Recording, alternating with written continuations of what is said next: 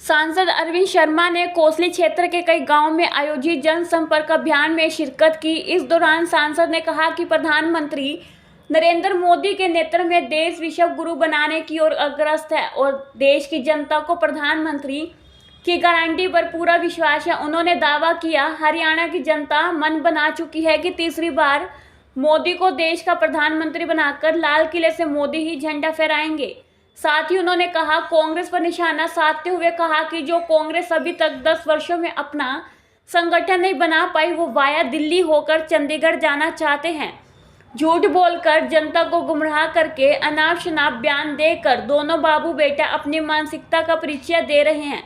जनता भली भांति इनको पहचान चुकी है। सांसद ने कहा कि हरियाणा की जनता सीधा साधा 152D से संत कबीर कुटीर जाना चाहती है, ना कि दिल्ली होकर जाना चाहती है। उन्होंने कहा कि 500 वर्षों पुराना श्री राम मंदिर का निर्माण करवाना, जम्मू कश्मीर के अंदर धारा 370 को खत्म करना, महिलाओं को 33% लोकसभा विधानसभा में आरक्षण देना, 3 तलाक को खत्म करना तथा देश की सुरक्षा को मजबूत करना सहित अनेक ऐतिहासिक फैसले लिए हैं, जिसके चलते आज देश के लोगों में प्रधानमंत्री नरेंद्र मोदी के प्रति अटूट विश्वास बढ़ा है।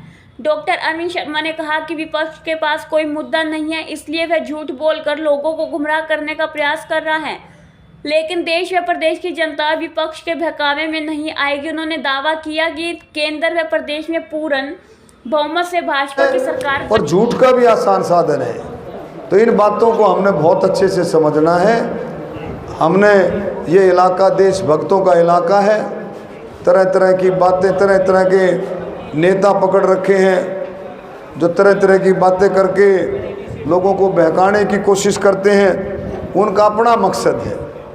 तो इन बातों की हमें चौकसी रखनी है। ये इलेक्शन बहुत महत्वपूर्ण इलेक्शन है। एक एक वोट बहुत कीमती है। और भाई मैं अपनी तरफ से ये कहना चाहता हूँ, भाई आने जाने में वैसे तो देखो कोई कमी नहीं, कोई गली है, कोई सड़क है, कोई पानी की है, कोई व्यवस्था, कोई निकासी की है, कोई फिरनी की है, कोई चौपाड़ों की है। और एक और है, गरीब आदमी के लिए एक बहुत अच्छा मैसेज ये 4 करोड़ घर सरकार ने जो है मोदी सरकार ने गरीबों को दिए। अभी 4 करोड़ घर और मोदी सरकार देने जा रही है 2024 के बाद।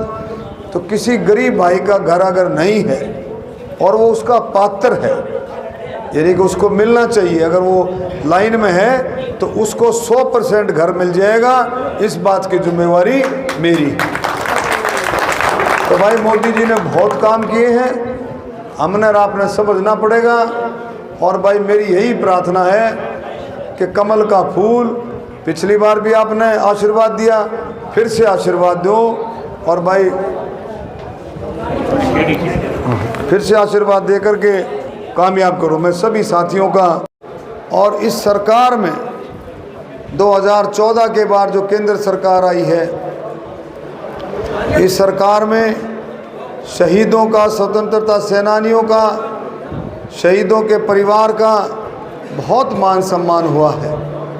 और जो शहीदों को मिलने वाली सम्मान राशि थी, उसमें भी केंद्र सरकार ने बड़ी बढ़ोतरी की है।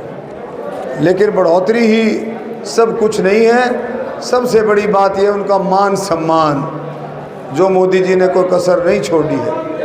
हम सब मिलकर के जिस तरह से मोदी जी देश के लिए काम कर रहे हैं, देश को आगे बढ़ा रहे हैं, देश का मान सम्मान विदेशों में भी बढ़ा रहे हैं और गरीब से गरीब के लिए काम भी कर रहे हैं, किसान के लिए, दलितों के लिए, बैकवर्ड भाइयों के लिए, बुज़ुर्गों के लिए, महिलाओं के लिए, खिलाड़ियों के लिए, हर एक तबके के लिए मोदी जी काम करते हैं। और उन काम करने की वजह से आज पूरा देश मोदीमयी है, आज पूरा देश कमलमयी है।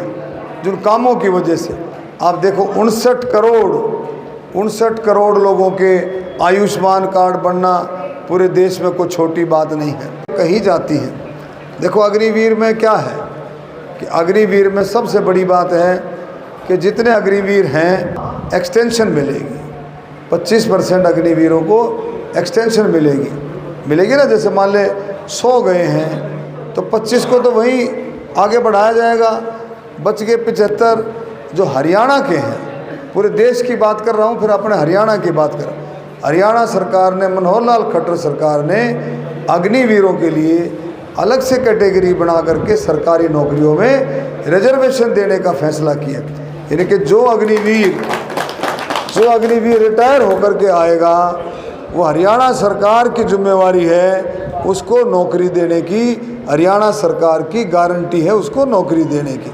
तो कोई घबराने की बात नहीं, अपने हरियाणा के अग्निवीरों को कोई घबराने की बात नहीं है, क्योंकि उसकी रुखाड़ी हरियाणा सरकार है, नायब सैनी की सरकार है, उसकी देखभाल करने वाली, उसकी देखरेख करने वाली। तो मैं इन शब्दों के साथ में ये कहूँगा कि हम सब मिलकर के इस बात को मजबूत करें। पहले भी आप लोगों ने मोदी जी का साथ दिया, दूसरी बार मोदी जी को प्रधानमंत्री बनाया।